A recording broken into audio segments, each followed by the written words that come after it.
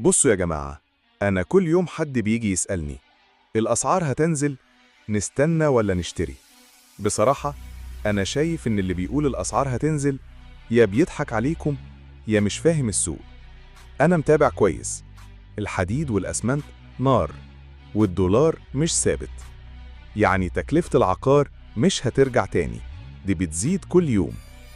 اللي قاعد مستني العقارات ترخص، من وجهة نظري ده زي اللي مستني كيلو المحمى ينزل ل50 جنيه.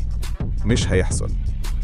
أنا شفت شقة في 2022 كانت ب800,000، دلوقتي نفس الشقة ب1,600,000 ولسه بتعلى. العقار مش بيقع، العقار بيهدى وبعدين بيطلع تاني، واللي بيدخل في الوقت الصح هو اللي بيكسب.